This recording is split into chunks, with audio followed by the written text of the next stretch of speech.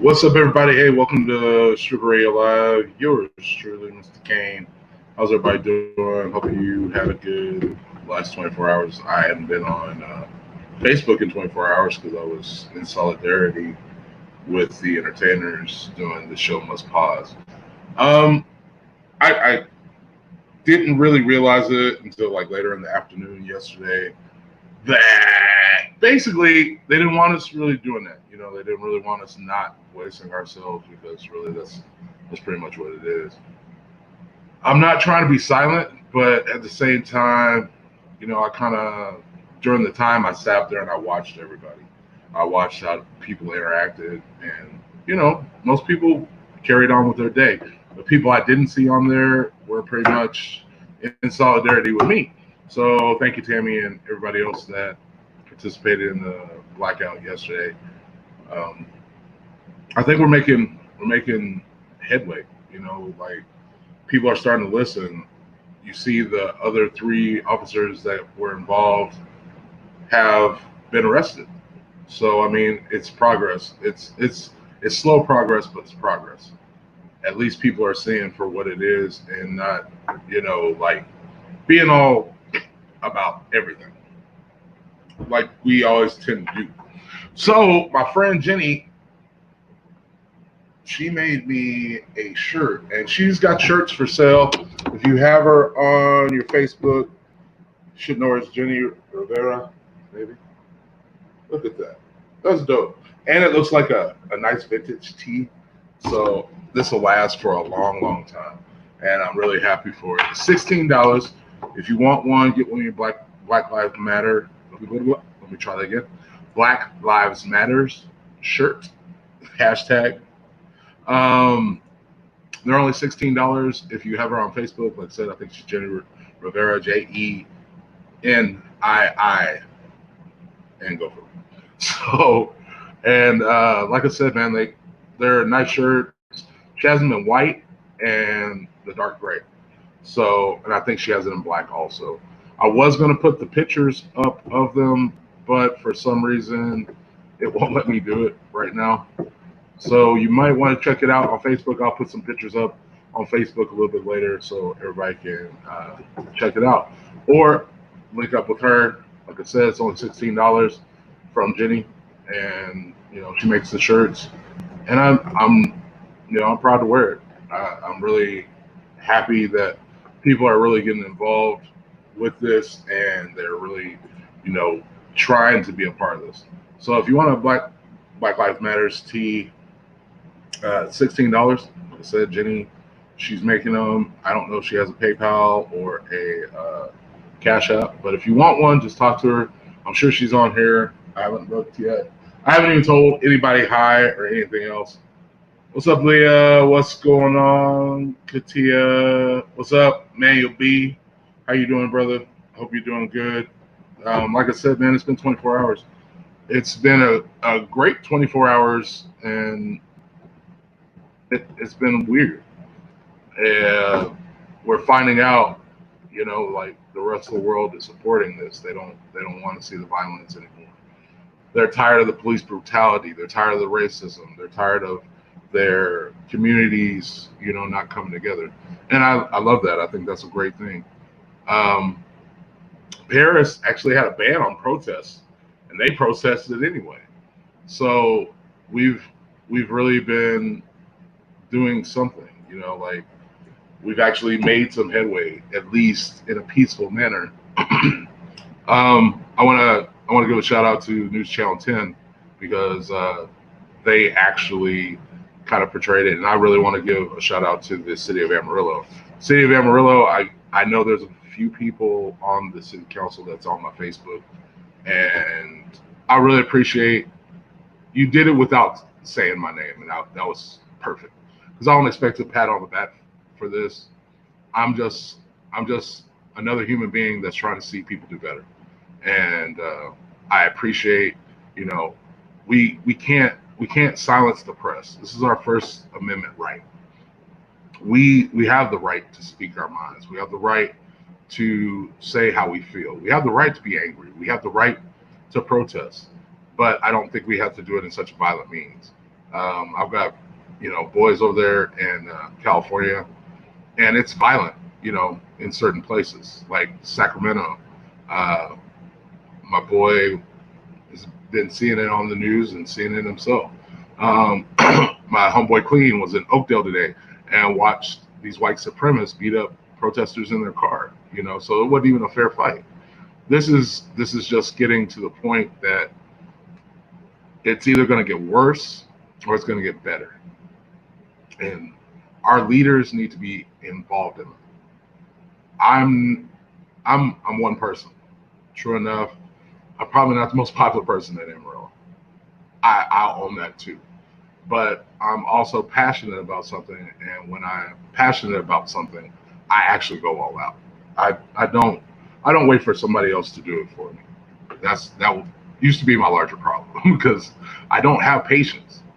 Not because I don't have patience, it's because most of the time people will feel you full of shit.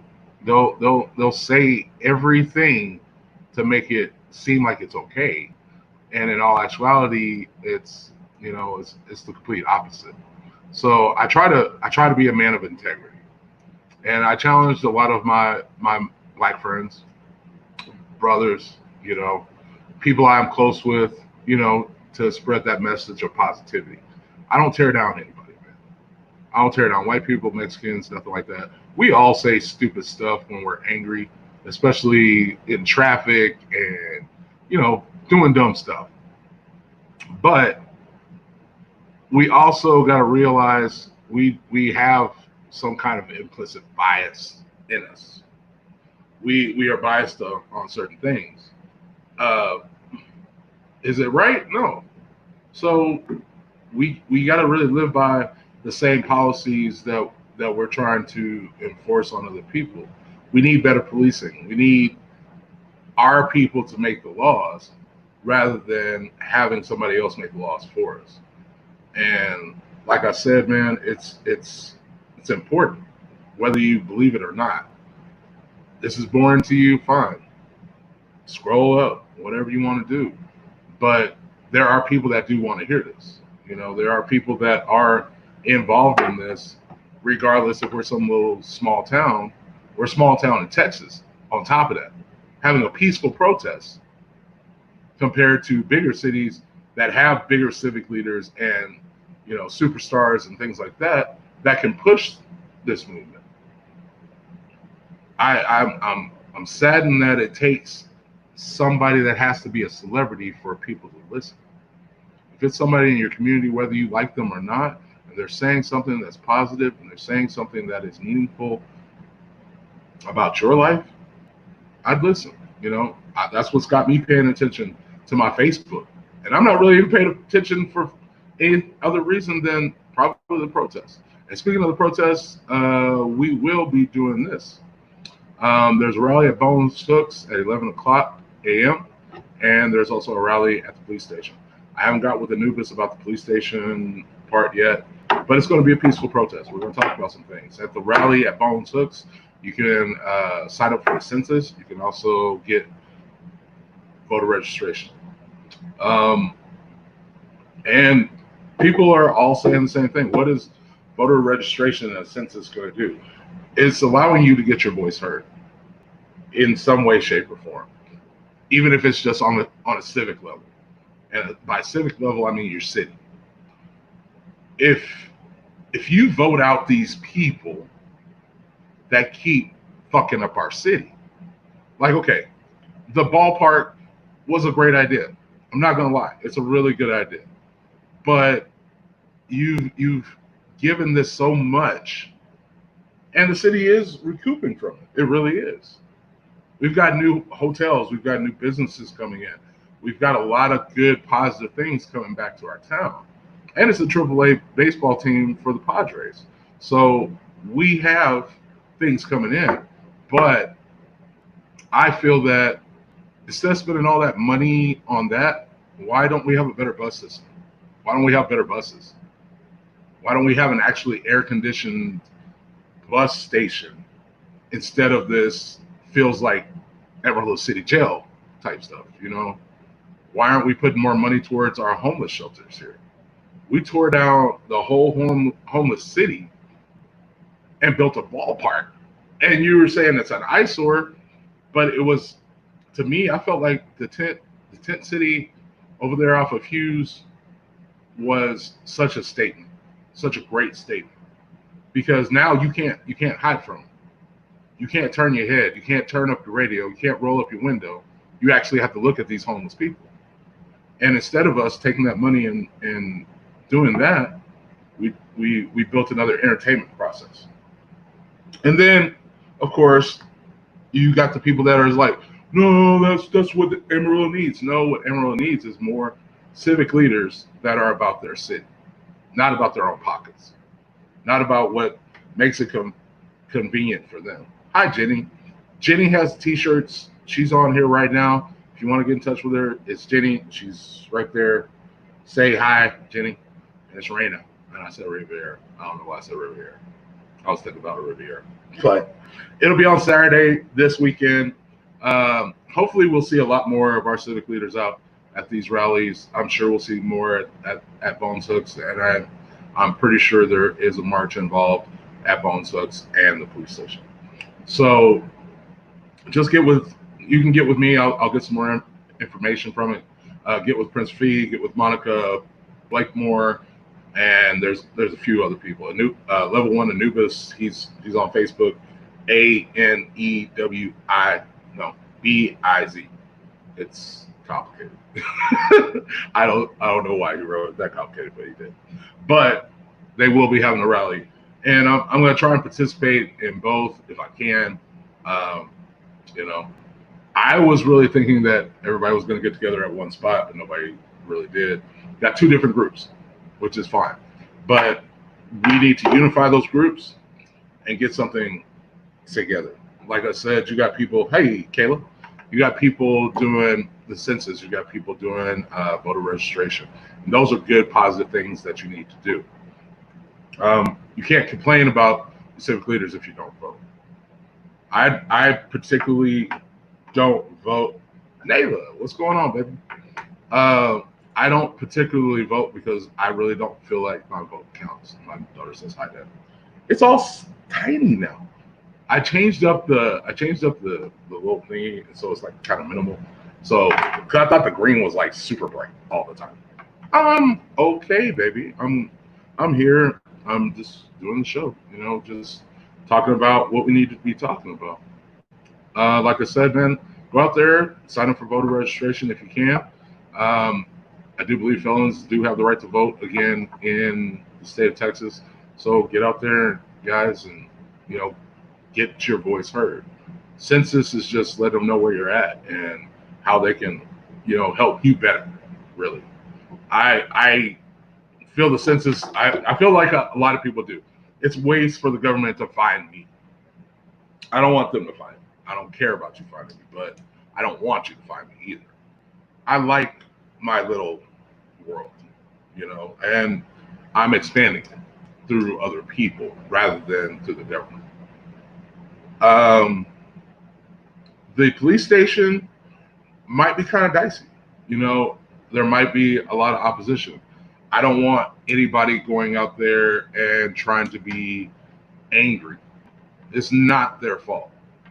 There are some racist cops in our town, and we know that. But there are a lot of good cops too. There are a lot of black officers. Matter of fact, I do believe our main, officer, our chief of police is black, if I do believe. But, he's not in the public like that. He doesn't speak to the community like that. And I really feel like that's a really important thing. I think our city commissioners should be out at these rallies. I think our mayor should be out at this rally. You're in command of this town, ma'am. You're in command of this town, and if you can't get out there with your constituents, the people. Now, we may not have voted for you. I'm not going to say that we didn't. I'm not going to say that we didn't.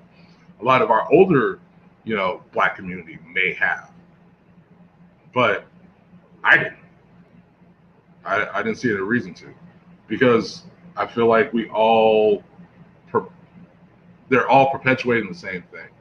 It's a popularity contest for most of them. You got the Wittenbergs, you got Moss, you got these dudes. It doesn't matter what you were in 1955 or what your family was or what your family contributes to the city if you're not contributing to the community.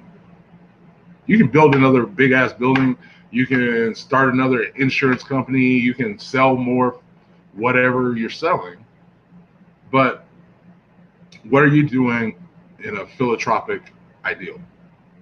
I don't see y'all doing anything in a philanthropic ideal with North Amarillo.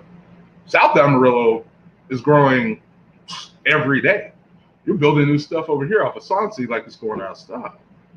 But why aren't you building something over there in North Amarillo other than a liquor store or a dollar store or another damn McDonald's? We don't need another damn McDonald's. We need a lot of things. We need a community outreach. We need a real community outreach. We need people that are really going to want to do this and be involved and, be a leader. Don't just take the title. Well, I'm city commissioner, District 1. So, what are you doing for District 1? When's the last time you fed any of the homeless kids on District 1 or District 2 or District 3 or District 4? Or is it a precinct? I don't know. Either way, it sounds like a prison. So if you're in control of this, why aren't you doing more for your community, for that district? In Houston, you have the leaders of the wards, you have the city commissioner of Ward 1, Ward 2, and so on and so forth. If you're over that ward, it is your responsibility. They call it an alderman in New York. I forgot what they call it in England. But in England, this is the one thing that we could definitely take from them is this responsibility of their civic leaders. They get with every citizen once a month, every month. Any citizen can come in and tell their issues, and they will actually do something about that issue, unless it's just something that doesn't affect everyone. And it doesn't always affect everyone. Well, such and such has been milking my cow, and it's on my side of the fence. That's not an issue. We have a lot of abandoned homes in the North Heights area. Why haven't we cleared out that swamp, for one? That swamp has been there and has killed people. Killed one of my good friends and his brother. It's killed a couple of people, So why aren't we taking out that swamp and putting something there? Or, trying to rebuild North Amarillo in general. There's tons of space out there. Tons of space on North Amarillo. Why can't we get a Slim Chickens? I'd like to see a Raising Cane's over here. Why can't we get a Walmart actually on 24th Street?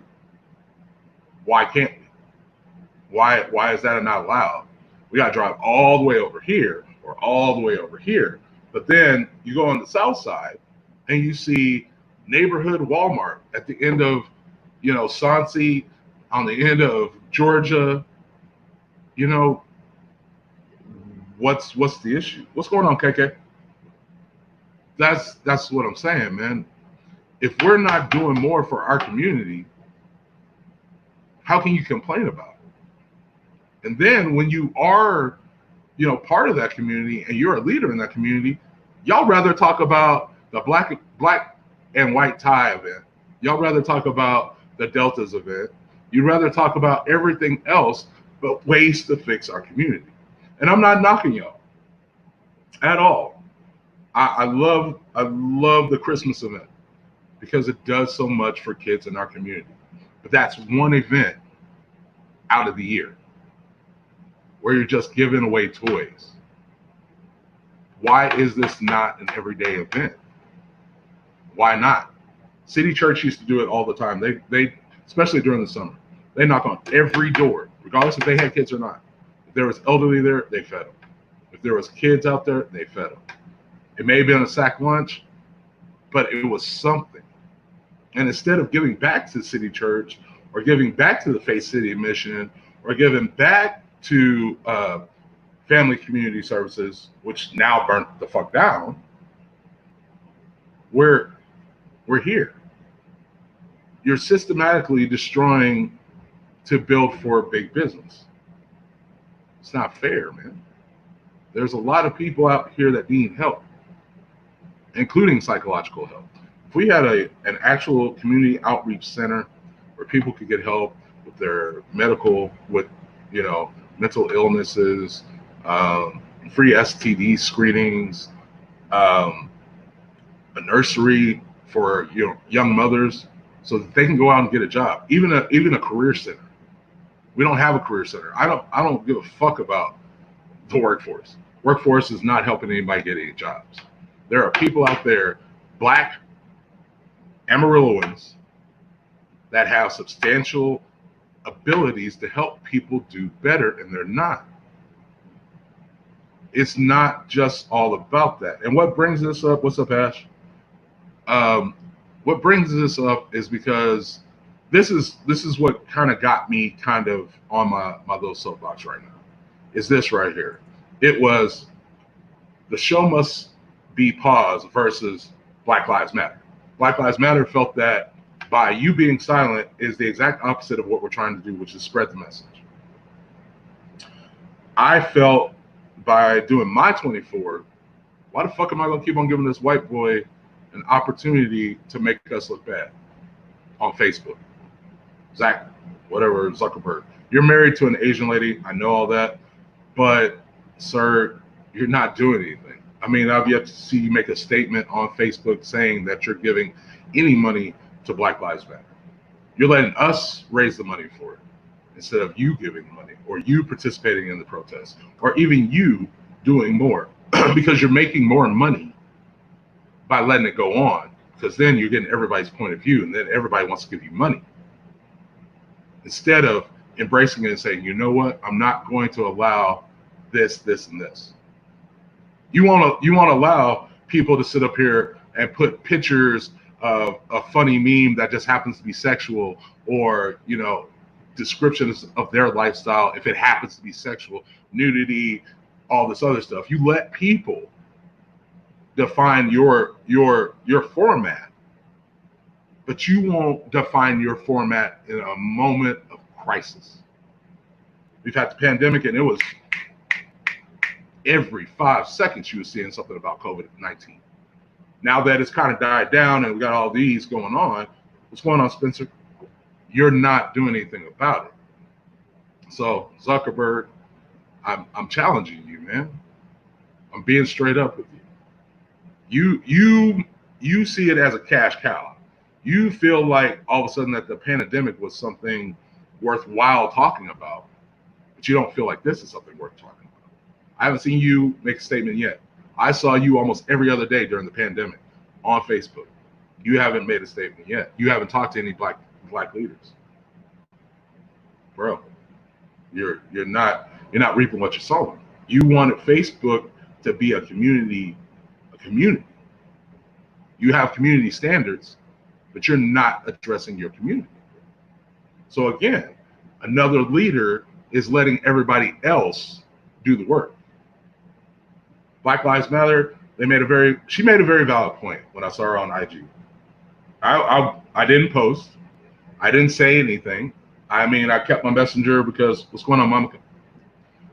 I kept my messenger on because, I'm in contact with my children. I'm in contact with other people. I still felt kind of guilty being on Messenger because I felt like I wasn't sticking with my word. But you didn't see the show last night. I did it for 24 hours. And it was amazing, really. Honestly, it was really good not to really kind of focus on Facebook for a day. I slept. I enjoyed a day. But when I saw that on there, I automatically responded to it. What's up, girl? How you doing, love? But you have to really participate. You can't just sit up here and rant and rave and not do nothing about it. That's why I put the thing up with Kevin Hart. Because Kevin Hart, he may be the goofiest dude in the planet, but that brother is so smart. He is so intelligent and he's so eloquent in the words that he says. And when he's passionate about it, man, he stirs up something. But he said it best himself. He wants to see the leaders out there, and they're not out there. White, black, purple, I don't give a freak. If Barney came out, if he's part of the protest, let him be part of the protest. He's doing it peacefully. I love you. You love me. Give me a hug. But if you're going to chastise, now this is where I had a problem with the Black Lives Matter. If you're going to chastise other people in the protest for not speaking, it was silence. That was the whole point of silence, crickets. Make people stop and wonder what the fuck's going on. That was the whole point of it. Make people stop, look, listen, pay attention. It may not affect you personally, but it will affect you eventually. Eventually, it's going to affect your child. Eventually, it's going to affect your mother, your father, everybody. You shouldn't clash on something that you're trying to put together. Don't do that. I mean, that's where people look at us differently as Americans. They look at Black Americans as we're unstable, that we're unorganized, that we're uneducated. There's a lot of brilliant African Americans out there. There's a lot of brilliant white Americans, brilliant Asian Americans, Mexican Americans. Everybody can be brilliant. Everybody has that capacity. But we are blatantly known for being late. We are blatantly known for causing problems. We are blatantly known for not following orders. We don't follow instructions, which is total bullshit. We just don't feel, and by we, I'm not going to say we, I'm going to say myself.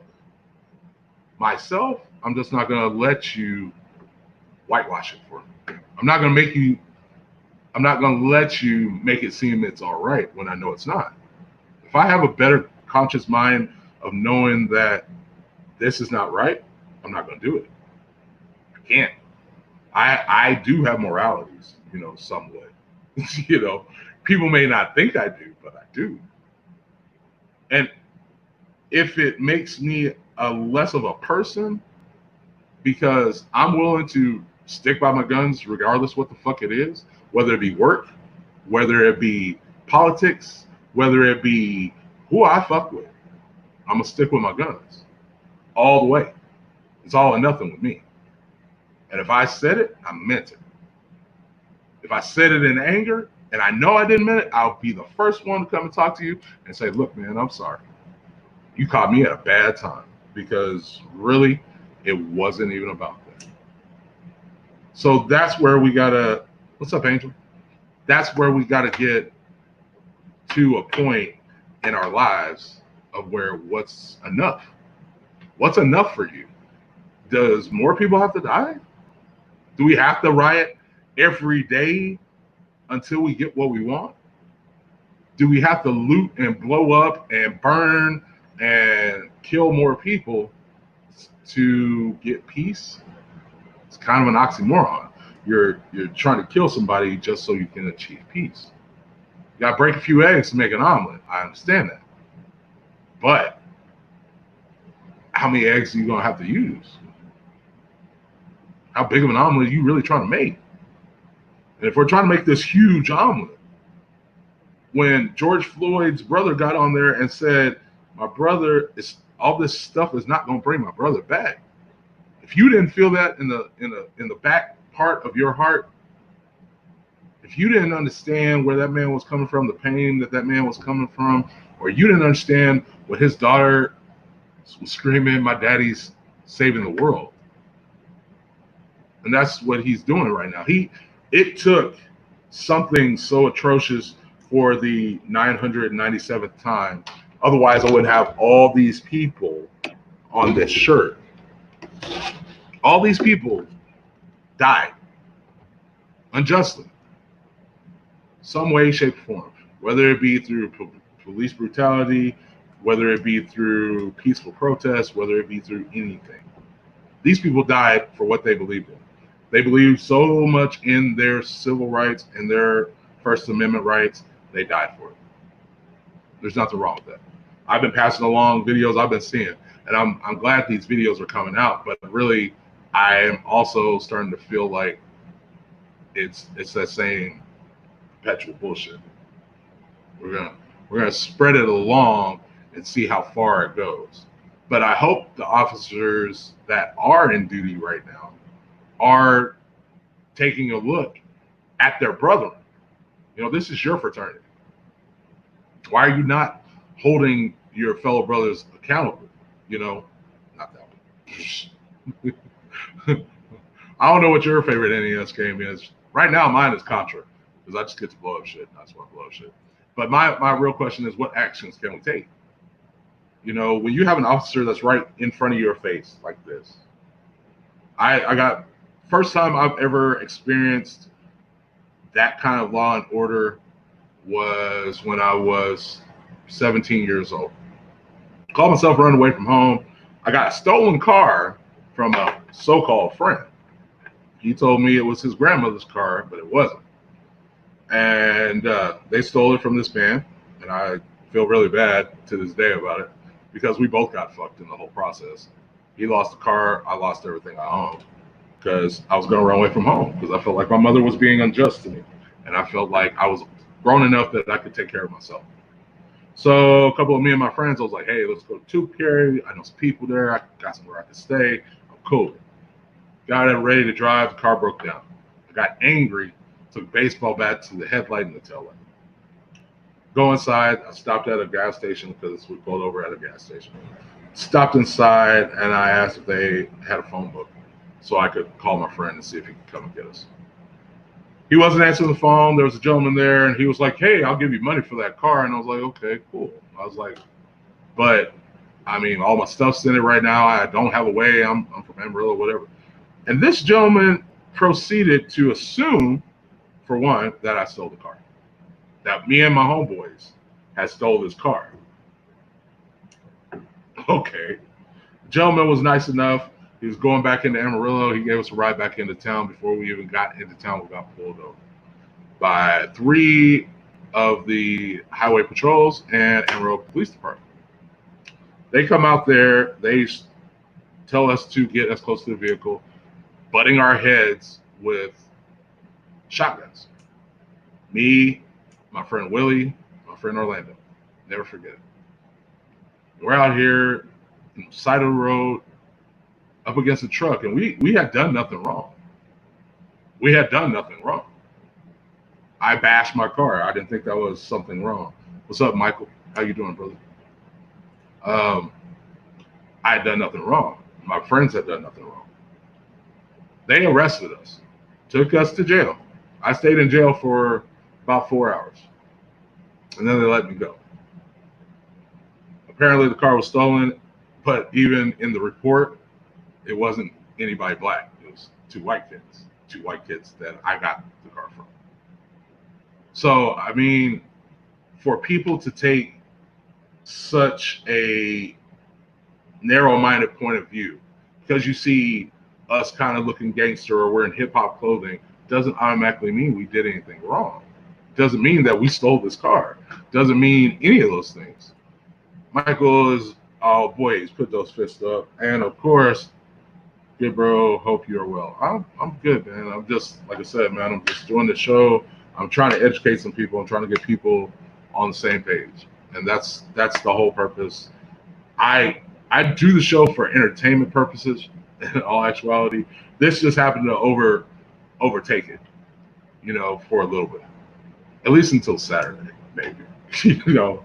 But and really, I understand. People are tired of hearing it. People are tired of talking about it because they're feeling like it's purposeless. I can't tell you how many arguments I've seen in people's posts about this. I've had a few arguments in my posts. I've literally cussed the whole dude out and called him a bitch because he didn't get the point. You were talking about whites dying every year. Every race dies every year. And the worst part about it, when I gave him the facts from the FBI database, by the way, gave him the facts, the man got upset and just totally ignored me. I was like, no, these are the facts. More white people are killing white people than blacks. 409 this year compared to 2000 and something, I think it was 2,463 whites have killed black people. I mean, it had the race, male, it had the gender, it had who offended based on race. So if you can't tell me that this isn't something bigger. We're trying to do this for everybody, not just me, not just you, not just African Americans, everybody. Everybody has some atrocity. Look at the Holocaust, Battle of Bighorn, Trail of Tears, Boston Tea Party. There has been the fucking Civil War, dude. You mean all these men lost their lives, including black men, fighting for other people's freedoms. It's not that hard, man. I wish this was more interactive than text. Actually, it is. So what you can do, Mike, you can do this. You can go to the link. See that? That right there? Tap in. It'll give you some instructions, get you some headsets, so we're not getting no reverb. You can join the show. I'm a total interactive show. People just don't interact. You know, maybe, I don't know why people don't interact right now. I wish you would interact. Maybe because you just don't like me. That's cool. I don't care. I'm a good guy.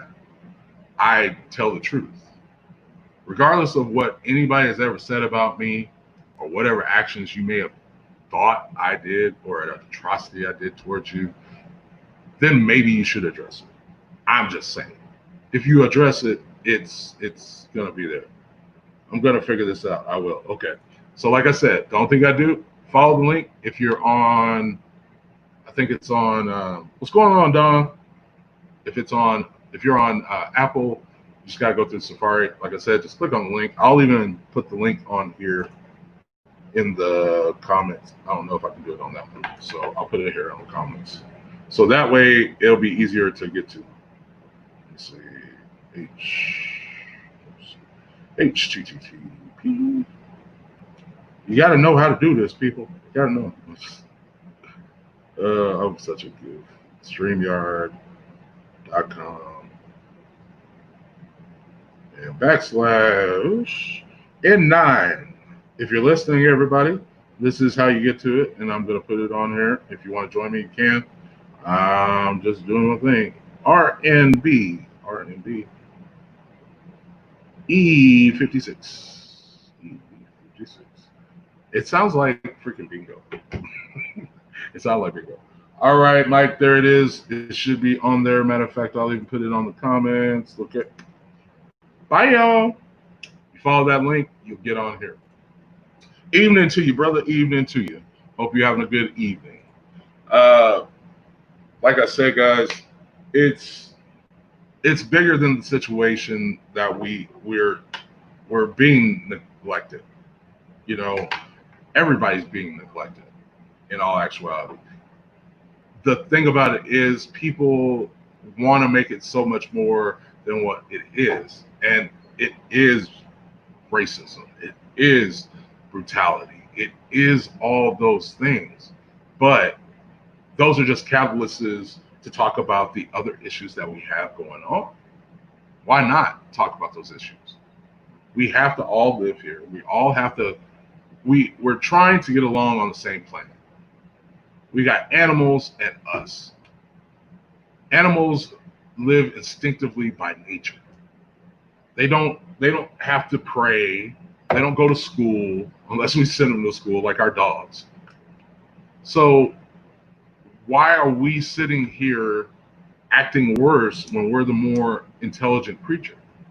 We're all human beings. There shouldn't even be this black, white, purple, da da da da. But then we're gonna go American, English, blah blah blah blah blah. You know, it's like we can't just let something be what it is. Hey, you're Kane. Hi, you're Michael. We're both Americans. Or hey, I'm of English descent. You're of whatever you might be. For all these white supremacist motherfuckers to sit up there and say, white is right, and oh my God, you should go back to Africa. Look, dude, one sad part is we kind of sold ourselves into slavery to a point. And then they literally tricked us into thinking that it was a pilgrimage. Made people sign it. It was an AME church. It was the first African Methodist Episcopal church in Africa. They brought their Jesus and Bibles and food and stuff. So naturally, we thought it was the right thing. Get on a boat, totally different thing. That's what I mean. Every story, there's parts to it that you don't know. There's parts to it that you're immune to because they're not teaching it to us. Like most people didn't know Tulsa burnt to the fucking ground and used to be all blacks. Used to be called Rosewood. Yes, I did. Or Greenwood. One of the two. I'm so sorry. Right now, my mind is rambling right now, and I'm tired. I've been out in the sun today, so the sun really kicked my ass. But it's where Tulsa is now. In 1921, slaughtered it. That's where the Black Wall Street was. We were making money hand over fist as Black Americans. And it came crumbling down because white people didn't want to see it. And when you look back at our very horrible history, which is a very jaded perspective in general, is because look at how they do us. Look how I don't know why this thing won't do this. I'm sorry. I was looking at this and it won't put the little freaking thing up. It won't put the. See, I put it on there. I'm gonna put it in the chat again. Put it on this chat because it's gonna go to. It'll still go. It should go, but it didn't show it in the chat room. That's messed up. Anyway, if you want to join it, just tap in. Like I said, man, you destroyed a whole city, not because of any other reason than it was, Black ran. What's up, Mike? Hey, what's up? Can you hear me? I can't hear. Yeah, I can hear you now. What's going on, brother? Oh, nothing. This is my first time ever doing this shit. It's pretty cool, huh? Nah, yeah, man. No, I've been meaning to jump on this thing with you since you invited me. Oh, yeah? Time. Yeah. But. Yeah. But I understand, man. Daddy mode comes on. It gotta get done. But, man, how you been? Man, I'm doing all right. Yeah. I'm just trying to get through this, making music, trying to keep a clear head, just being positive. Trying to stay that positive mode. Yeah.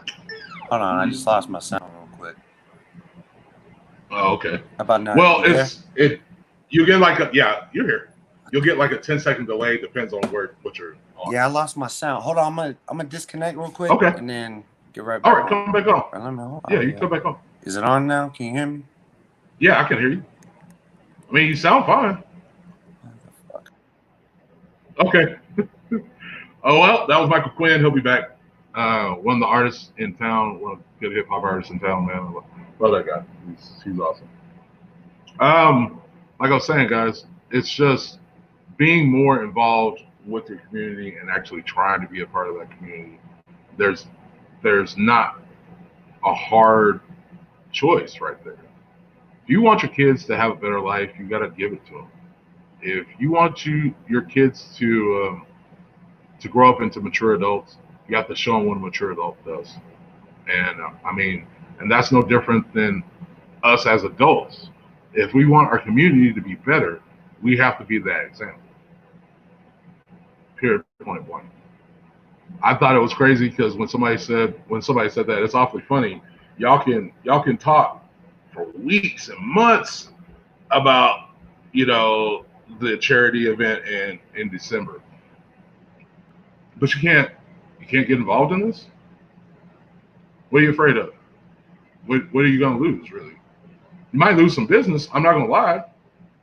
You might have a lot of prominent white people, white right people, good Christian folk, but you're not really a good Christian if you ain't coming out here and trying to walk for peace. Just being 100. All right, I think I got Mike back. Let me see what's up. What's up, Mike? You All there? right, you got me better? You got me back? Hold on. Ain't got weird. Uh, I think you're there. You're kind of there. Mike. All right. I can hear you. All right. Well, I can see you. You can see me? Yeah, Can you hear me? You. I can hear you too. Can you hear? Okay, cool. As long as you can hear me and see me, that's what's important. I can see you and I can hear you. All right, right on. So what's your thoughts on this, brother? What are you thinking about this protest? Man, where do I begin? I've been depressed as fuck, bro. Like, for real. Are you still there? Yeah, I'm here. I'm here. It just went. I now can see just all I can just yeah. Okay. Yeah, I'm just trying to let you speak yours.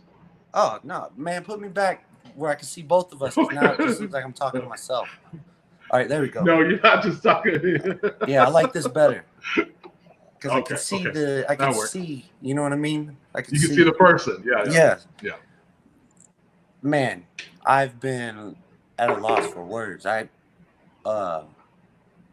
Anyway, I'm just gonna put it this way.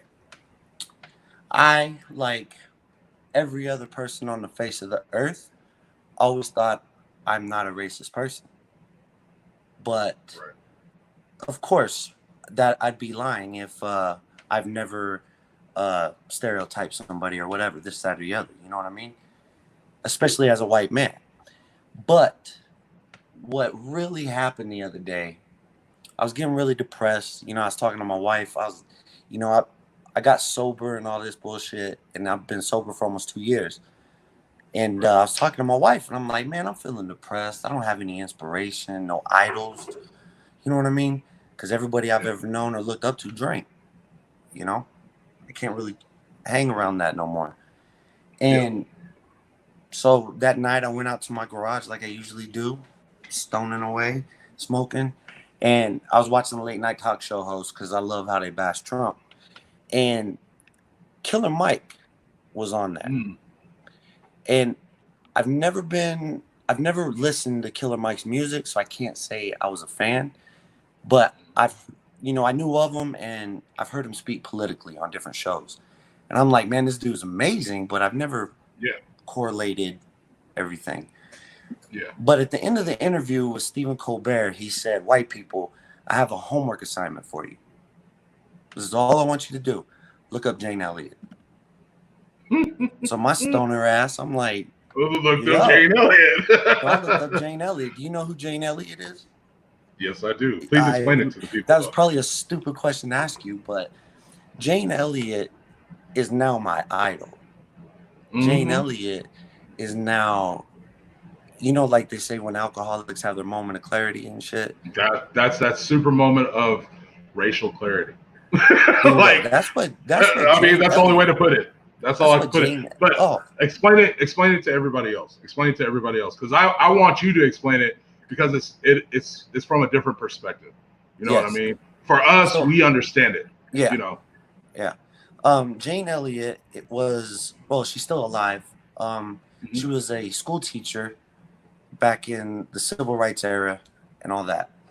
And basically, whenever Martin Luther King died, she started an exercise in her 3rd grade classroom, which is about 9 years old, something like that. My son's about to be that age. And so it was called Blue Eye, Brown Eye. And she separated everybody in the classroom, no matter what color, race, whatever, how you see a person. It didn't matter. You were only separated by your blue eyes and your brown eyes. Or brown eyes. And she explained the reason why white people tend to have blue eyes, white skin, lighter hair, because we lack melanin. Black people have the darkest skin tones. They have more melanin. Makes sense to me now after researching more and more. But anyway, basically what she did is she treated everybody in the room with blue eyes like they were black. And she let everybody in the room with brown eyes say what they want. And she was very stern. She was very, you know, no nonsense. Yeah. Belligerent. The belligerent word, I mean, it was crazy because in the process of that experiment, the kids all of a sudden realized the blue-eyed kids were the minority in that class. Yeah. You know, like each class, there was more brown-eyed kids than were blue-eyed kids. And so she made them see that point, you know, like we're segregating each other on the basis of something as small as color. So something your eyes are blue, your eyes are brown. We can't even control that. You can't control what your parents made you. No. But for people to see that and openly see it, and she got so much hell for that. Oh, I know. So let me tell you how much Jane Elliott has impacted me. I was in the military. I went through basic training. It was hard as fuck, you know. Every basic training's from Air Force. That's what I was in. The Wimpy Force. That's what people say. Whatever. I did it, you know. Basic training I thought was the hardest thing I've ever done in my life until I became a parent. Parenting was the hardest thing I became, you know what I'm saying? Until I got sober. Until I got sober. That was the hardest thing I've ever done in my life. Well, now that I've been introduced to Jane Elliott, her Blue Eyes, Brown Eyes program, I actually emailed her about the price and I want to do it. I actually want to go and do it. I'm blue-eyed, so I know where I'm going to be. Right. Well, you don't necessarily know that, though. Well, you don't necessarily know that. But in that same aspect, if you really think about it, how many brown-eyed people and how many blue-eyed people are going to be there? What about the hazel-eyed people? What about people with the hazel-eyed, I believe I'd have to rewatch it again. Plus, I was smoking. But I believe that she kind of separated them from everybody else, too.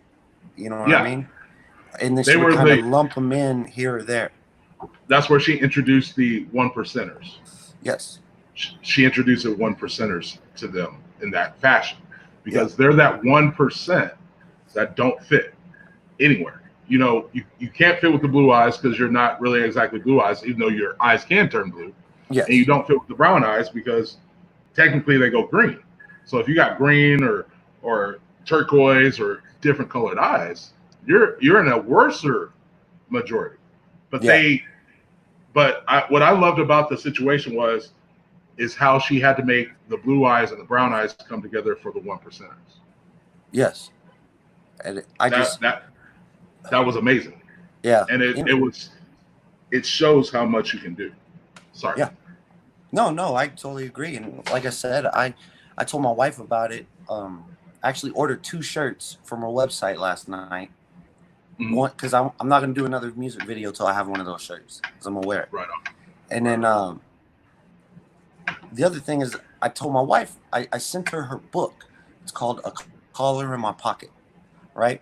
So I sent my wife the link and I told her I want to read this book, and so she bought me the book, and I haven't read in years, bro. You know, and I'm like, no, I want to read this book because it's also a book that I want to pass down to my kids. You know, I want them to read it. And not only have I been watching Jane Elliott, Roman Morrow. Yeah, I watched a conference with him and Jane Elliott, and then I just got done watching a lecture about white rage, and it was done by Andrea Cooper. Yeah. And so that was a very interesting point of view, wasn't it? Yeah, man. And like my wife comes out and she's like, what are you doing? I was like, I'm watching another lecture. She's like, yo, you're really taking this shit serious, aren't you? And I'm like, I have to. You know what I mean? Because I don't like the way our country's going anyway because of Code 45 in the White House. You know, that motherfucker, that's the definition of white supremacy. That whites are superior. Mike, this is kind of the more fucked up part. I would totally, I gotta say hi to Karen. Hi, Karen. I would totally trip out if this was really a political ploy to kind of get attention to it. Give attention to it. Give straight action. So really, him as an actor, it still could be a possibility. Anything is possible. Showing us, yeah, you know what I mean. But in his belligerent attitude, you know what I mean, of you start looting, we start shooting, and then after his presidency, and he tells you it was all a gimmick to make you see what was wrong with the world, to make you see it, not just, hey, I'm the president, da da da da, I'm going to make some changes, da da da da, but actually, what if we are put in that position? What are we going to do in that position when it happens? So now we've already acted it out. There's world peace because this one dumb motherfucker was actually smart enough to call you on your shit. I'm gonna call everybody out on their shit, including myself.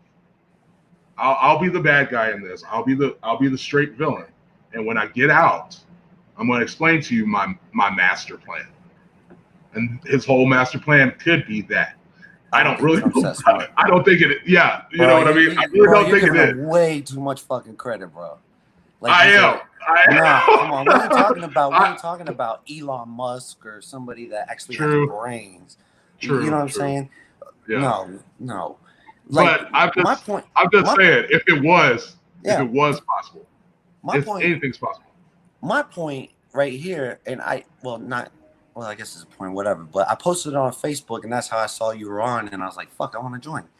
Yeah. But I posted a post that said, I'm seeing now all these cops that are kneeling in solidarity, supposedly, right? Yeah. I want to see those same cops kneel during the national anthem, because that's going to tell you if they're you're real about it or not. Exactly. Yeah. Because that's my one real actual worry in this whole situation is that when it's all said and done, is it still going to keep happening? Is it going to be a passing fad? Like all of a sudden, like now cops are going to start doing it even worse? Or are you actually going to be about what you said you were about? Are you going to be that crying police chief in Houston with Trey the Truth saying, I'll be damned if I let that happen to my city? Or are you going to be the backpedaler like every other politician has ever been? Well, here's the thing. And this is why I have optimism that it will get better. And this white mentality, this white superiority will eventually get weeded out. Sure. Because, all right, man, I kind of lost my train of thought right there. Fucking marijuana, bro. Man, you must be smoking some good shit. And why ain't you sharing, fucker? Because I've been quarantined, man. But anyway, where I'm going with this is that the reason why there's so much pushback right now on the protesters, you know what I'm saying, is because white people are scared. Oh, yeah. And the reason I'm optimistic a lot of this shit will change is that, I don't know, like 2050, something like that, if the way the population's going, white people are going to be a minority. So all the people that are in the high up positions, the presidents, the politicians, all the people funding these motherfuckers, those are the motherfuckers that are saying, no, we can't be the minority. Because when we are, we lose all say. That's their whole mentality. That's why I believe, and I'm optimistic that shit will change. Because my children are biracial. Right. My wife is half Filipino, half white. So my children are biracial.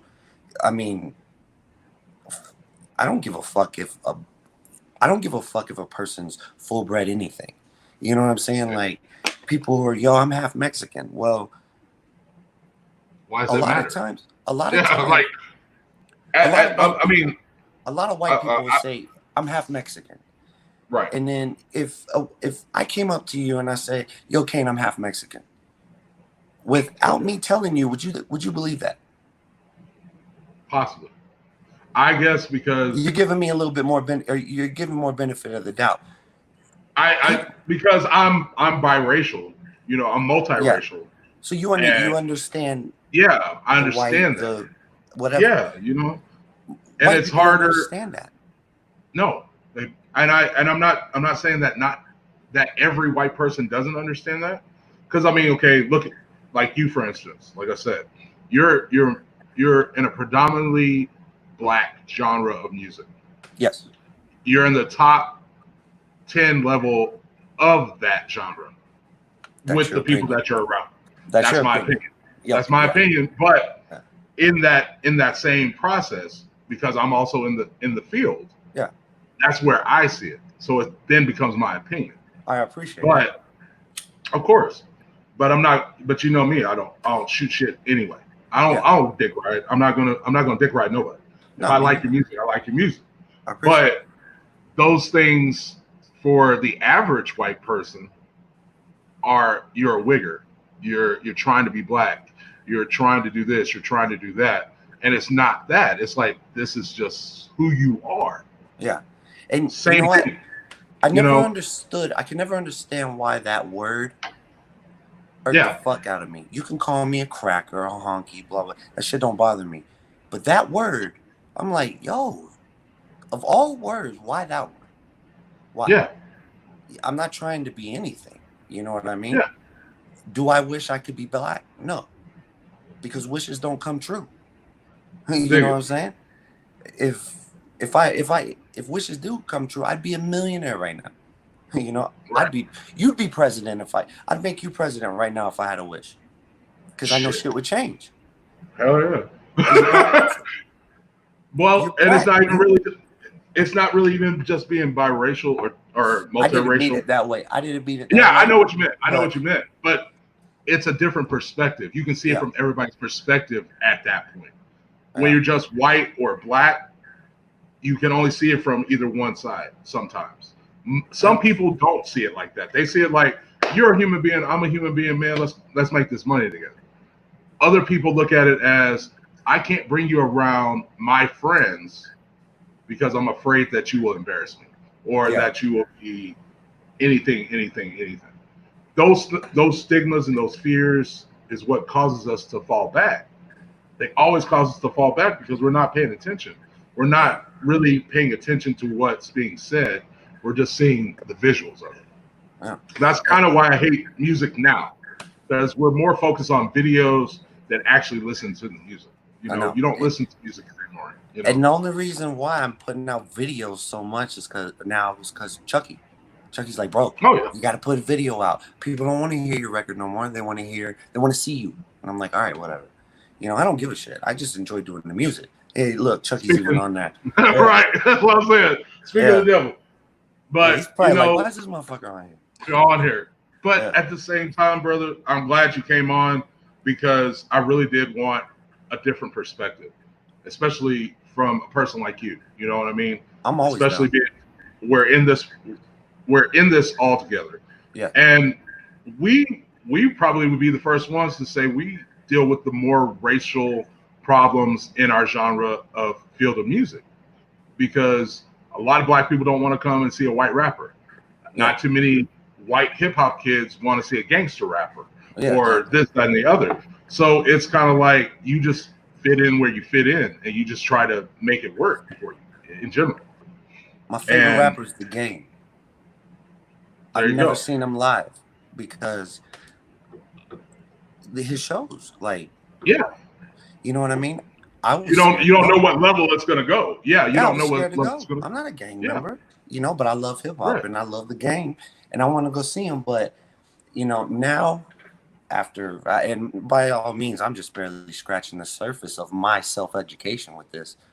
Because, like I said, I hope I get to go to that Brown Eyes Blue Eyes conference shit. Yeah. Because I'm gonna bring back as much material information as I can, and you know, I'm already hitting up people I know, white people I know, and I'm specifically putting these text messages out, or not text messages, but Facebook posts, like I told you earlier about the cops, is because I know there's a lot of people out there that probably are like, man, I wish I could say that.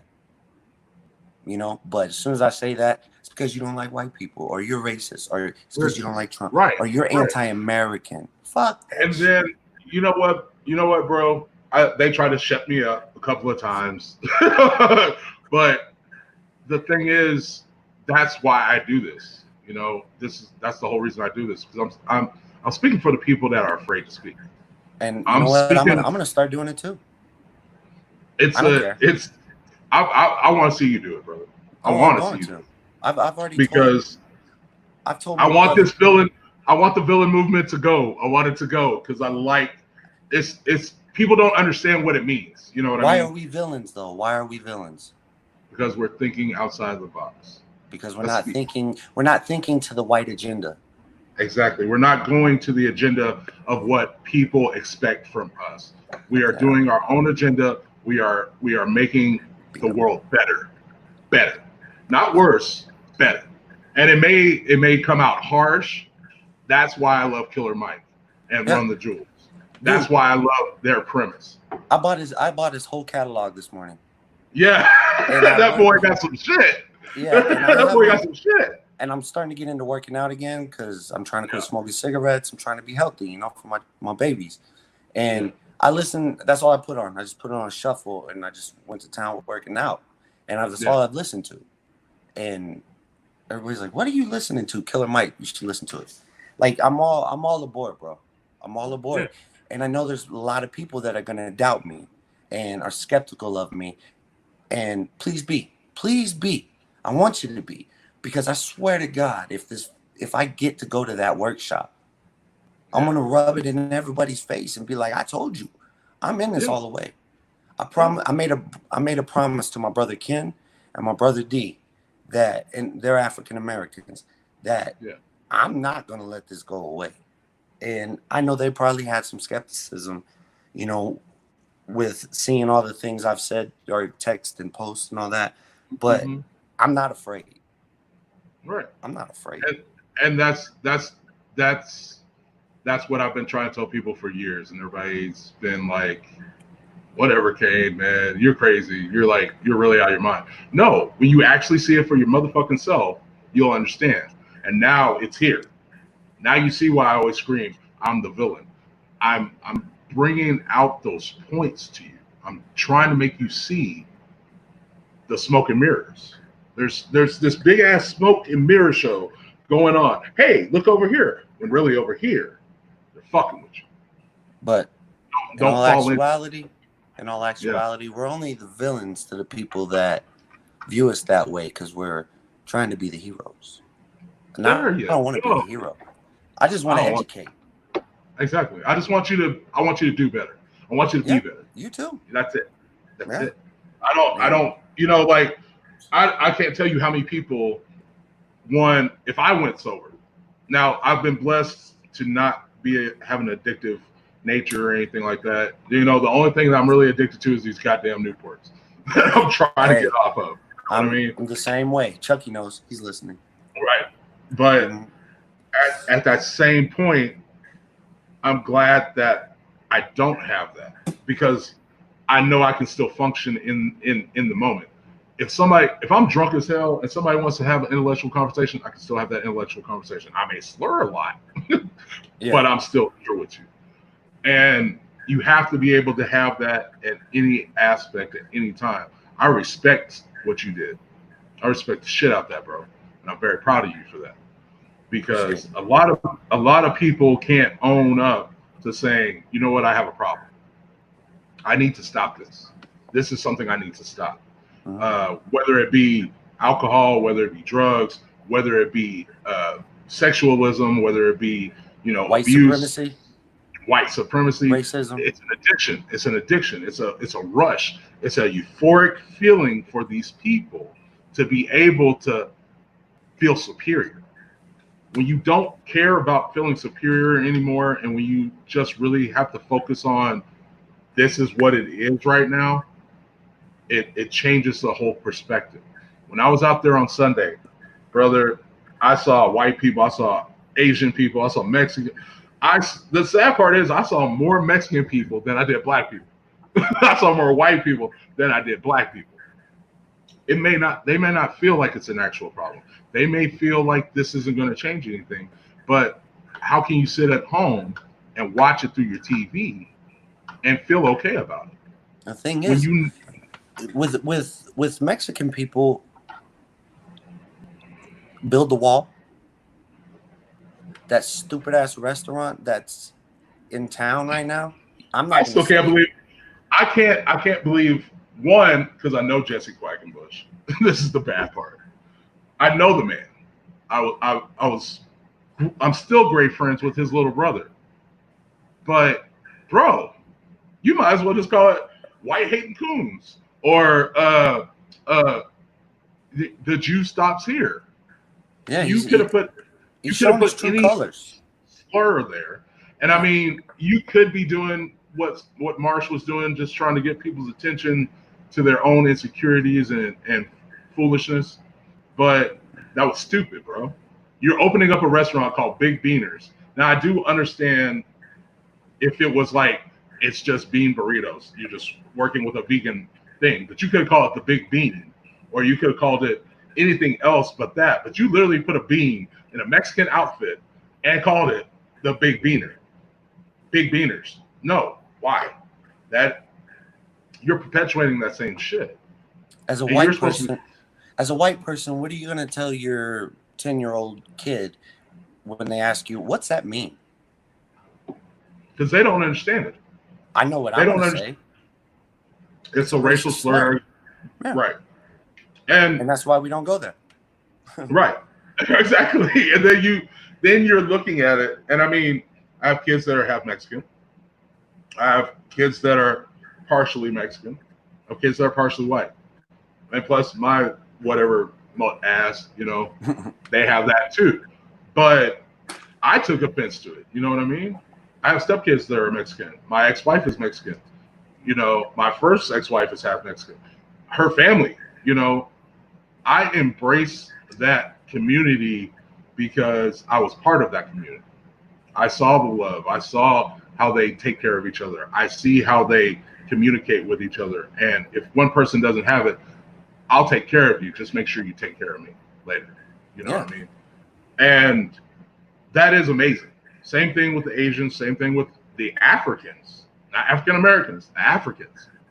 The Africans came over here, got 5 years, free shit, whatever the fuck, but they stick together like fucking glue. And they support each other. And even if they don't like each other, they're still trying to support each other. It's bigger than the racial slurs. Like you said, you can be called cracker, honky, whitey, whatever the fuck. You call me jigaboo, spook, all that good shit. But the moment, and even the word, the hard R, doesn't offend me as much as worthless piece of shit. You call me anything in the fucking planet other than a child of God, but you call me a worthless piece of shit, we got problems, bro. Because I don't feel anybody on this planet is worthless. No. Except for Donald Trump. Donald Trump, well, yeah. Totally worthless. Yeah. Like this government right now. You should have drank that. Like, for real. She should have drank that. For real. Off top. But I'm not drinking the Kool-Aid. Exactly. I'm not drinking the Kool-Aid. You're not going to convince me that this is not a problem and that we can't fix it. If we can fix, perfect example was Barack Obama. Got in the presidency, everybody was like, oh my God, he's going to fuck up the White House. He's going to fuck up the government. This man got us into $1 trillion surplus. Got rid of the motherfucker we've been looking for the last 20 years, both them motherfuckers.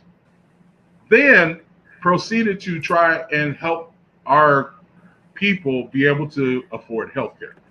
Sure enough, it may not have been the greatest idea in the world, and you probably really didn't think all the numbers through. but it was enough to make sure that you could go to the doctor when you were sick and not have to worry about your fucking health care because your state is taking care of it. That's awesome.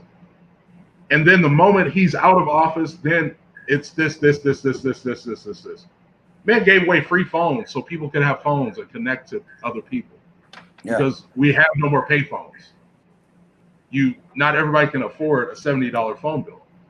And I'm glad that it's slowly trickling down to where it's $25 a month. You know what I mean? But he took care of his community as a president. It wasn't about just him being president. It was about him taking care of his people. He's still taking care of his people. He's been more voiceful than our own president about this situation. I know, man. It gives me a Woody every time he talks publicly. I'm like, yo, quit fucking with me, bro. Right. Like, so I don't know. I didn't vote for you because I didn't know anything about politics then. I never felt a need. You know, the fucked up part is, Mike, when he did run for president, and I saw it coming. You know, I really did see it coming. And when everybody, you know, I got it from both sides. Because at the time I was still working at the strip club. So I got a lot of very white Republican people coming in. And then you got the people that are liberals and so on and so forth. But this one guy, he was a customer, and I knew he was strictly a Republican. He didn't want a black president. He doesn't, it's not that he doesn't care for black people, he just doesn't care for certain black people, which I understood. But I was one of those people that he talked to all the time. And all my other black friends were like, man, you know he a racist. Man, I don't care. I'm going to talk to him. Like, what you mean? Because I'm getting a different perspective. At least he can see it from a different point of view. Now he doesn't always look at every black person or anybody that's darker skinned as a worthless piece of shit. Yeah. He's like, oh, that's a black man. Hey, how you doing, Mr. Black Man? If he responds, right. Yeah. It wasn't that bad. But when he said, there's no way that black man is going to win, I said, I guarantee you he's going to win for one simple fact. One simple fact. You're trying to tear him down. You finally got enough people to really get involved because it just happened to be a black president. You gave them something different. You showed them a possibility of change. Even if Obama didn't win 2 times in a row, I guarantee you it still would have changed the climate. Even if Bush had won again, or whoever the fuck was running the last time, you know. Yeah, Hillary. Hillary. If Hillary had won, it would have changed the climate. Yeah. But we made a choice, or they actually made a choice for us. Systemic white racism. There you go. White racism is what created that. There was 8 years of a black man in office. We can't have that. Exactly. We can't have it. We gotta let it go. He's got it. We gotta get it back. We gotta get it. And what kills me? And then this dumb motherfucker Ben Carson comes out. Okay, you had Paul Kane, you had Ben Carson. Only 2 black candidates, and then I don't even know what the fuck Al Sharpton was thinking in general. Like, bro, you're way behind the times. You're still trying to rap to people instead of really talking about the issues and really calling them out on their issues. The only reason Trump won is because he called people out on their issues. He made them look at their own shit. Yeah. And regardless of what his answer was, whether it be good or bad, positive or negative, he called them out in public. He made the general public rethink their position about that person because of the way they responded. If you weren't ready to knuckle up right then, you weren't going to win that. Yeah. Because he was like, I don't give a fuck, blah, blah, blah, blah, yappity, yappity. And he won because of that. He slapped people around. He said shit that got people offended. And he got people to change the climate again. He got these white right hillbilly motherfuckers to all of a sudden the South will rise again type shit. Yeah. You know? So it's time for us to change it if we can. You know, if you take his slogan, "Make America Great Again," there's so many ways to dissect that, right? True. And what was wrong with it? to begin with. Okay, so if we're talking about making America great, when was it great? Exactly. Thank you. Are we talking Tell me about the 50s and 60s? Because I've been watching a lot of videos of things I didn't know. I heard you talking about Tulsa, Black Wall Yeah. Street. Yeah. I thought Black Wall Street was Game's label. For real, no shit. Yeah. I just learned about it. I'm trying to find it. I heard LeBron James is making a documentary on it. I'm gonna watch that motherfucker. But is that what's supposed to be great about America? You know what I mean? Because that doesn't seem too great to me. It seems like shit to me, honestly. You had Detroit, you had Oakland, you had Rosewood, you had so many different places. Mississippi. And then what I can't tell you. And then what happened? They tried to make America great. Great again. They tried. And they destroyed the Black Wall Streets. They destroyed Detroit. They destroyed, you know what I'm saying? And by they, I mean white people. Yeah. Yes. Well, white people. Or not me per se, but my people, white people, white skin color people. I would not put myself in don't put yourself in the category of people that I don't understand. I just say that because if I say me, white person, then the people hopefully that maybe they're like, what is this motherfucker really saying? Will relate because they see me as a white person talking to you, and we're talking about race, and we're not fucking arguing. We're not hurling slurs. We're not, because I understand. I don't fully understand it. I'm just, like I said, I'm scratching the surface of this thing. Right. But my plan is, by the time my ass is planted in dirt, hopefully I have mastered it to the point that my kids, you know, at an early age, because my kids are still 7 and 10. Yeah. I want them growing with this philosophy. So, you know what I'm saying? That's going to be my success. And any other white people that, you know, Mike, you're full of shit. Okay, tell me why. And if any of them change their minds because of me, then I'm happy as hell. You know what I'm saying? Because we're one human race. There's nothing different. You're a man, right? Because you know this climate nowadays. You're a man, correct? Okay. Correct. I'm a man as well. There's only, by me looking at you, there is numerous things between me and you, right? Right. Between males. But if they were to just cut us in half, we'd be all the same, correct? Yes, sir. You strip out the skin, there ain't nothing but red and But the thing is, our skin is the biggest organ on our bodies as humans. So we're essentially the same, other than the color. So that's where it plays back into the blue eyes and the brown eyes. You know what I'm saying?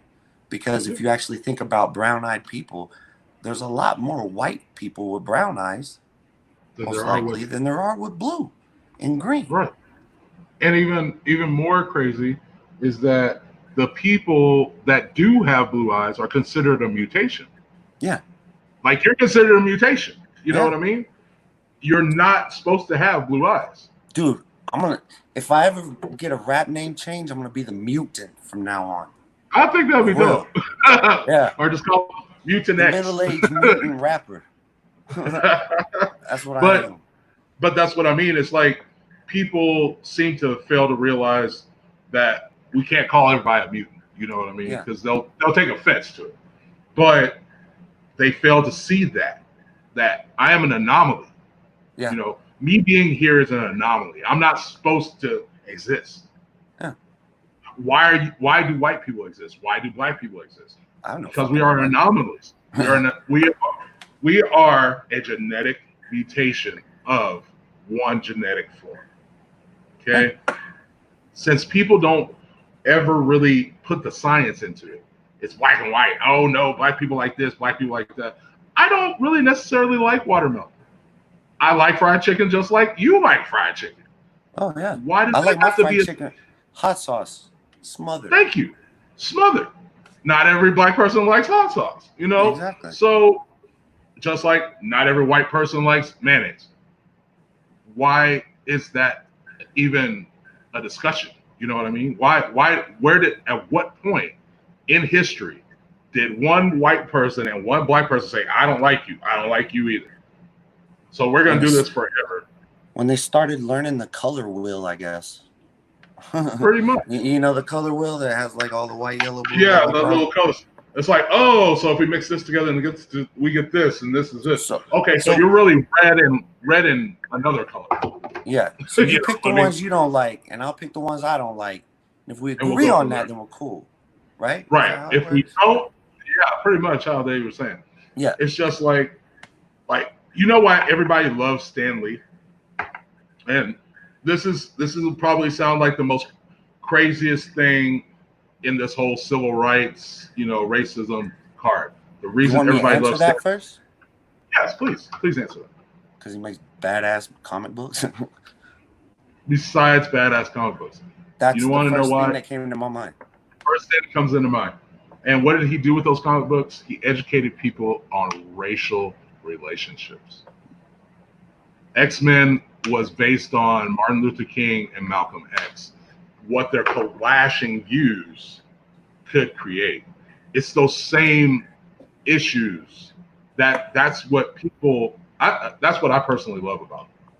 Because what's fucked up though? Hold on. What's fucked up though? Majority of the heroes though are still white. There's only like four black X-Men. Storm, Bishop. So white supremacy is still playing a factor in it, but I agree with you. Okay. But you really have to think about it. In that time and age when he was introducing them, they had to be white characters. Then all of a sudden, you come out with Black Panther. You gave a totally black comic book out of this black dude whooping the shit out of white people ass. I don't think he only fought but 2 black people in the whole time. Yeah, he whooping white people ass. Yeah, they want to take it off the shelves. It's white people fighting against white people, and you're still trying to deliver the same message of equality. That's all the mutants want, is equality with human beings. Yeah. And for people not to see that until they actually put it out there, that was his whole premise for coming out with Marvel Comics, was to bring about equality, to bring about what if somebody was not like you? What if that person had every ability to save your life, but you won't allow it because of what they are? A lot of people hated Spider-Man because he could climb on walls. J. Jonah Jameson is the white majority. Yeah. Peter Parker is the minority. Yeah, because he's always been my favorite. Exactly. But if you look at the comic book and really structurally break it down, Peter Parker was always saving innocent people. Yeah. He was saving people that normally people did not look at. The villains that friendly neighborhood. Then all of a sudden, the bad guys that you're fighting are guys that have lost all hope. They took a different route, and something cataclysmic happens to them, and they turn into this bad guy. Norman Osborn, bro. Thank you. Billionaire. Norman Osborn was a nigga. I don't give a fuck what you say, especially with that goddamn hair. Norman Osborn was a nigga. He's got a lot of similarities. He's got a lot of similarities to our president. Thank you. You know what I mean? Yeah. And for Stan Lee to do that, he had to, he'd still talk about it. He'd always talk about it. He was proud to be one of the few publishers that was trying to move equal rights forward. Not just for blacks, not just for whites, but for women, for children, for the handicapped, mentally handicapped people, fat people. The one comic book where Peter Parker and now his new best friend, the guy in the chair, because now they've introduced him, he got to be Spider-Man for a day with Doc Ock arms and everything like that. You're talking about fat people being superheroes. That's a stigma. Fat people are a stigma. Da da da da. So you've literally turned all the things that we see wrong with the world, put them in this comic book, put them in more comic books, to where people can slowly decipher it if you pay attention. If you actually read it and pay attention, you'll see those issues being fixed and talked about. X-Men is a perfect example of what's happening right fucking now, man.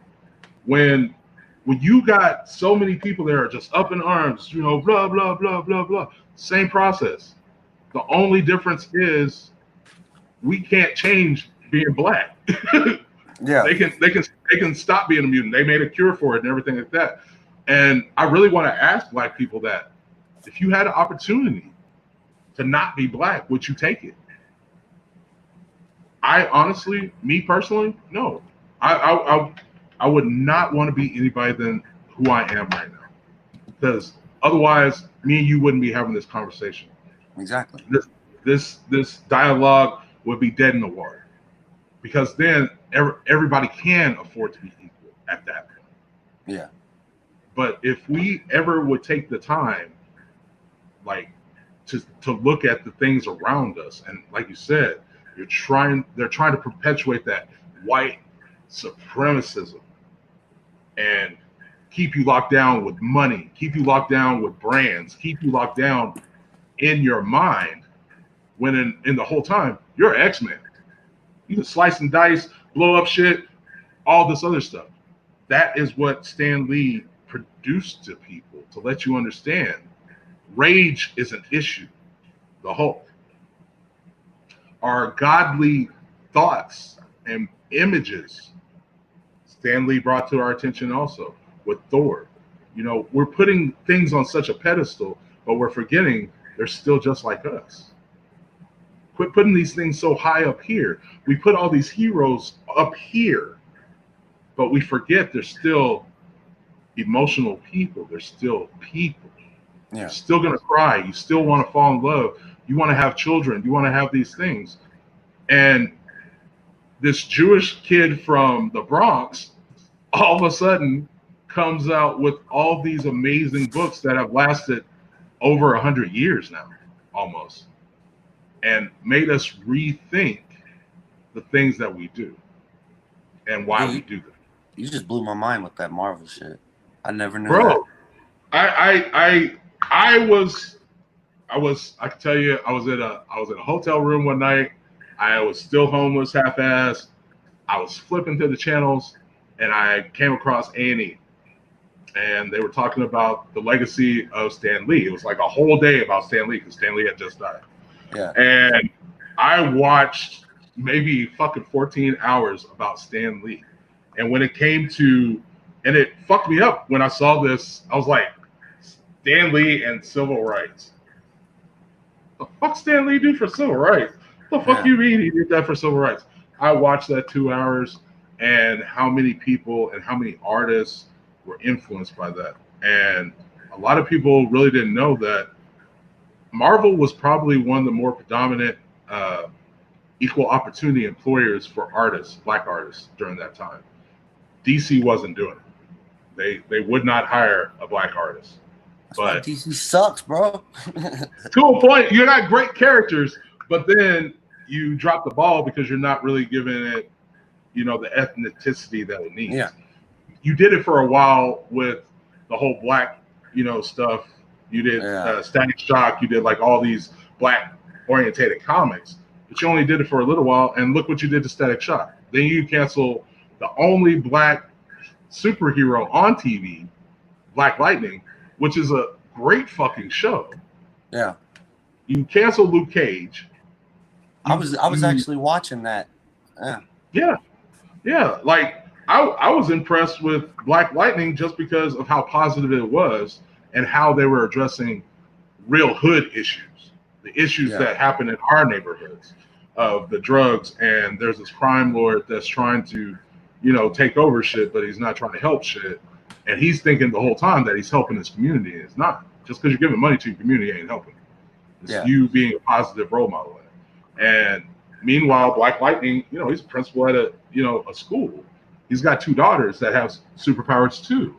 And he's not only being a superhero, he's also trying to be a role model to his daughters.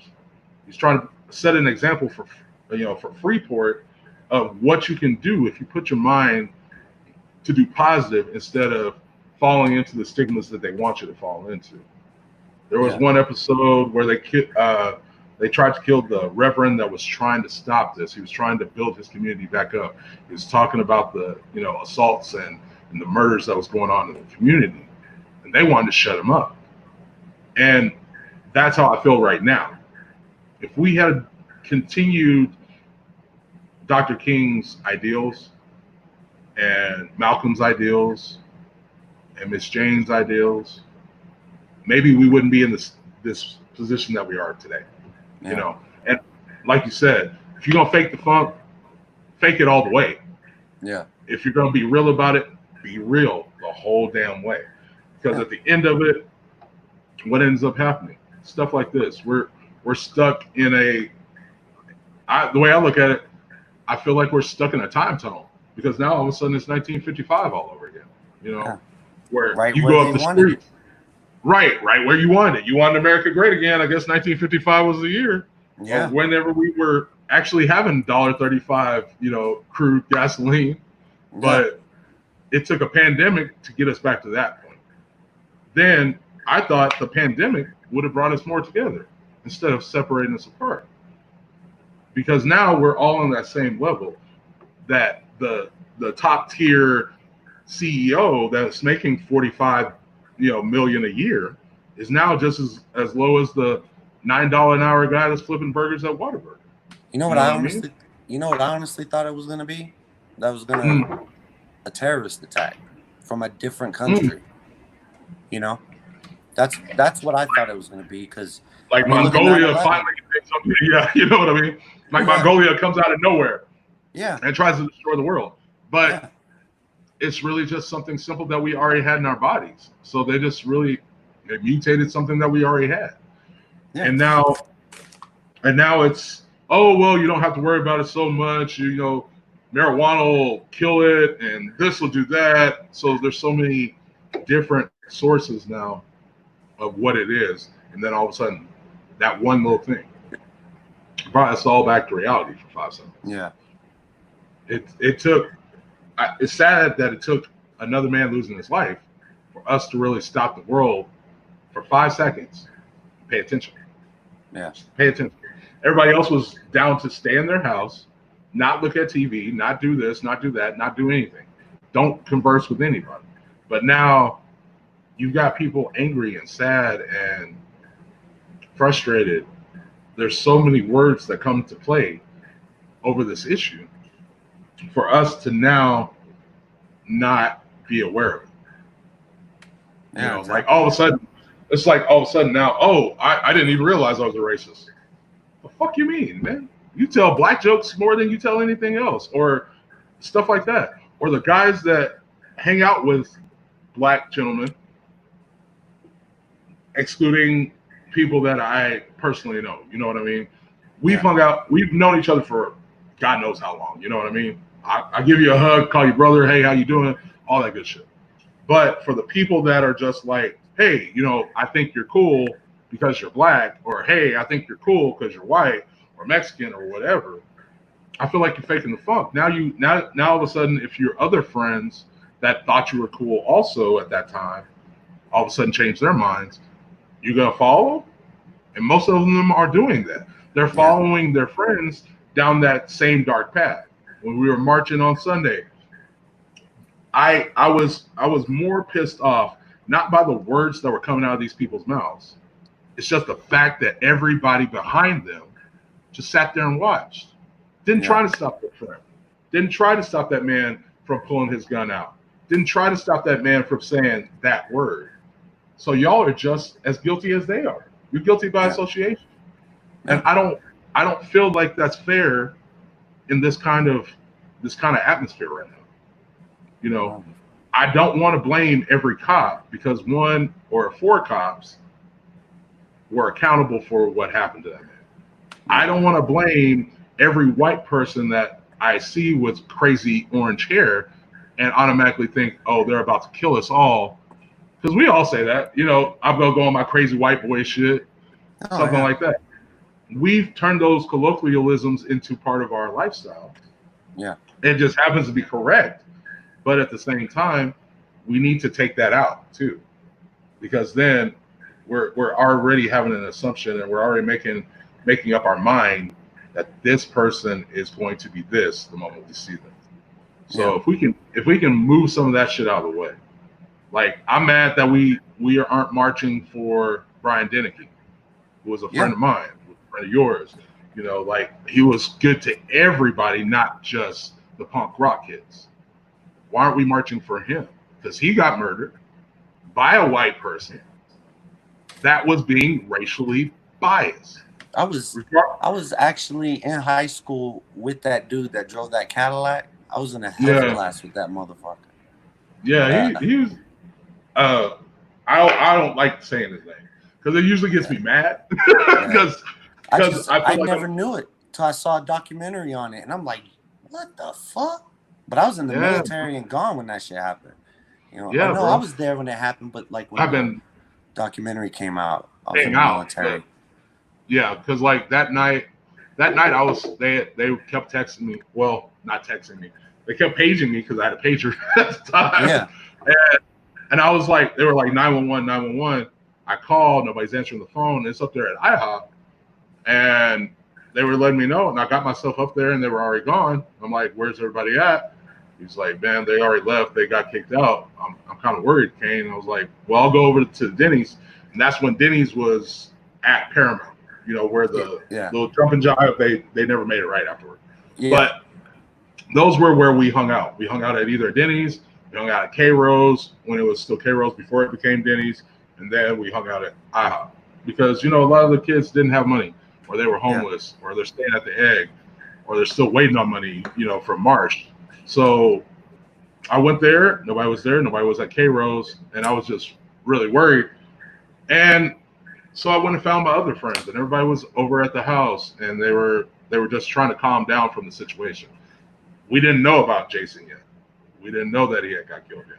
I mean, Brian. Why did I say Jason? Yeah. Jason's his brother, so I guess that's why I said Jason. My bad. But when we found out about it, I didn't really know what to think about it.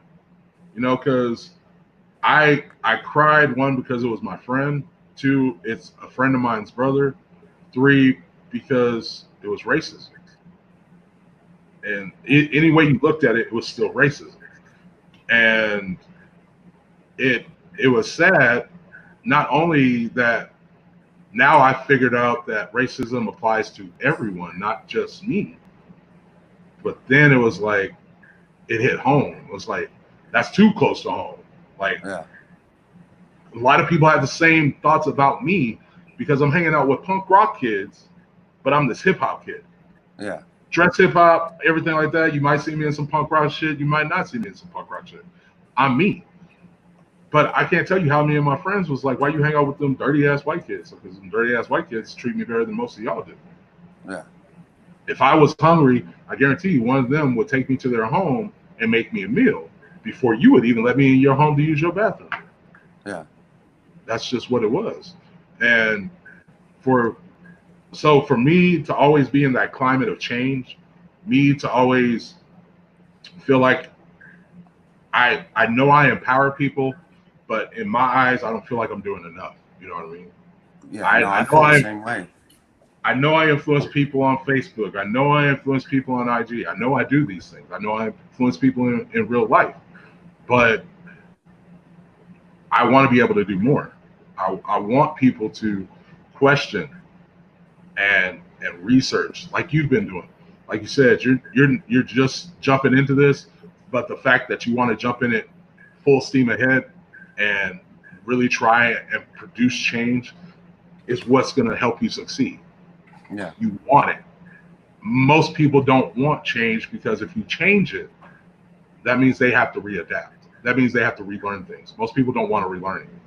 Yeah, Me, I'm eager to learn. I want to know more. If I don't know it, I want to know who does know. And if you can give me that information and make me into a better person and help me make somebody else into a better person, I'm all for it.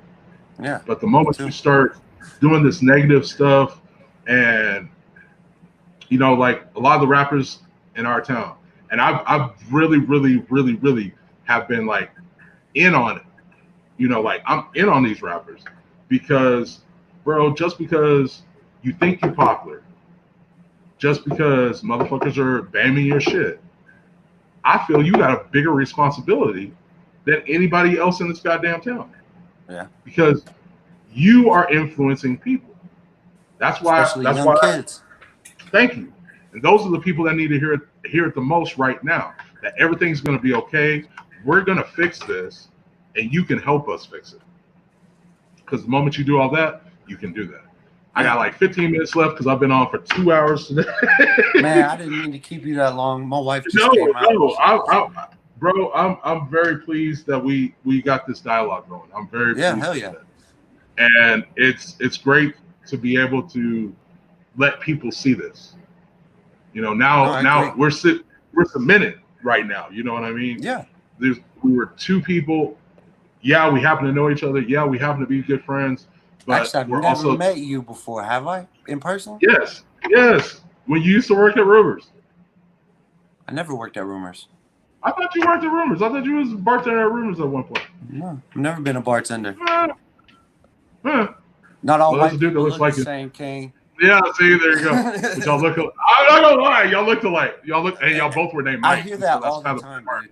That's kind of the fucked up part. And y'all were both named Mike. His name was Mike. I figure you knew me from like a show or something back in the day. It could have been from I think that is how we met. Like I think I did some show, or I was at a show, and I can't remember which one. But I mean, like ever since then, like I've been fucking with you. Like I don't know why. And P's and Q's, I put on my mixtape. Oh, the Q don't fuck with the P no more, though. Yeah, what? I wonder about that. Because that was like that's a whole different ball of wax. I'd rather not get open on open air. You don't have to. You don't have to. Yeah, for sure. I'll catch you up on it. You know what I mean? Yeah. But I appreciate this, and I just want to say, I'm down. Yeah. And if I got the time, I'll hop on with you.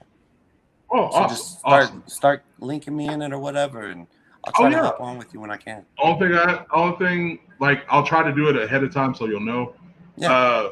Like this right here, this was just like. I haven't really been asking anybody on for like the last week. The only reason I haven't been, I want the community to speak like you spoke today. You know what I mean? Yeah. I want our community to come out and let us know what's going on with them and how they're feeling about it, how they feel we can change things. Because if we don't start it here, and we're too busy listening to Kevin Hart and all these other political faces, these famous faces, and not looking at our own familiar faces first, we can't change anything. It's just gonna turn into a fad, and then people are gonna be like, "Oh, well, yeah, you used to be an activist." No, I'm totally an activist. If I see something wrong, I'm gonna tell you, and that's hell yeah. This is wrong. Monica had to say this. It's like we are in a seesaw of stereotypes and race and injustice. We all want to be united, and I hope changes happen. Exactly. Me too. I want change to happen. Matter of fact, I want you to get this book. It's called "Where's My Cheese?" I can't tell you. Where's my cheese? It's a real small book. It's a real simple book. It's like 28 pages, bro. Okay. But it's about change. It's about two mice, and they're so fixated. One's so fixated on this cheese. Really wants this cheese. When it gets taken away from him, he has to adapt and find more cheese. Instead of one of them adapting to the change and trying to find more cheese, he ends up messing up. Where the other one figures out how to adapt and how to make change work for him. It's a really interesting book. It's simple, but it's so powerful. All right, next time I come on here, I'm gonna show you. Okay, I'll find it. I'll find it. Because I learned about it in prison, and it really did change my way of thinking on a lot of things. if we're too afraid to make change, we should be silent. But if you're too busy being silent, at least tell it to somebody that you know can spread that message a little bit farther. So Exactly. anybody you want to tell hi or anything to? Nah, bro, I just did the spur of the moment. That's I what's just up. felt like jumping in the conversation, man. Hey, that's what's up. There's nothing Yeah. wrong with that. I'm glad you jumped in the conversation. Everybody, like I said, man, I'm probably about to get off of here. I got about like 10 minutes. I really appreciate Michael Quinn coming in. Make sure you check out his new shit. If you haven't got him on Facebook and you ain't got him on IG, add him on IG. Appreciate that. The official Michael Quinn 84, right? Yeah. Or is it just the official Michael? Right. Yeah, the official Michael Quinn 84. I had to think about it in my mind's eye. But make sure you add him on there and check out his music. He has some really awesome music. What's up, Blanca? Blanca come in at the last minute. See, that's the person I would love to talk to because she is probably one of my favorite DJs. She used to be my favorite DJ on the radio next to Dina E and Supermarkets. I always love Supermarkets. But DJ Eye Candy she's always got something intelligent to say. And she has children that are biracial too. So I want those kind of comments because, dude, you coming on here and talking about your wife and your kids, that was awesome. Because most people wouldn't know that about you. Like, I don't talk about them a lot because this is music, you know. Right, you try to stay out. But that's just me. I just put everything out there. I'm like, fuck it. Yeah. So, but I just want to thank you, man. You really. I'm glad you came on here and said that, and I'm glad you educated some people too. So that was awesome. So I'm still trying to educate myself. Y'all make sure y'all check his music out, and you also get a part of the Blue and Brown Eyes conference, man. If you find it, you can find it on Google, YouTube. Yeah. Easy shit. That's where I watch it. Only thing you gotta do, sign up. You'll watch it. You sign up for it, and maybe they'll add you to it. Yeah, I'll let you know. I emailed them, so I'll let you know what they say. I hope they do, man. I can't wait till you come back. I can't wait till you come back from it. Yeah. There was something on here that I was trying to show everybody. Oh yeah. So you know about the rally this Saturday, right? No, I didn't. Bones Hooks. But there's one at Bones Park. Okay. There's one at Bones Hooks Park. It starts at 11 a.m. They will be doing voter registration and census. So you can sign up for the census. You can do your voter registration. We're also having, I do believe, a separate protest, but I need to get with the people that are doing that at the police station also on Saturday. So I'm trying to figure out how this is all going down. Hopefully y'all are watching and y'all get informed. That way I can tell everybody and we can keep everybody else informed. So, but like I said, Mike, thank you for joining me tonight, man. Thanks everybody for watching. I'm about to get the fuck off of here because I'm tired. my butt done fell asleep, but it was a great conversation. I was so glad to talk to you. Thank you everybody. I hope y'all have a great night. See y'all later. All right, you too, brother. All right, have a good one. Man. You too. Later.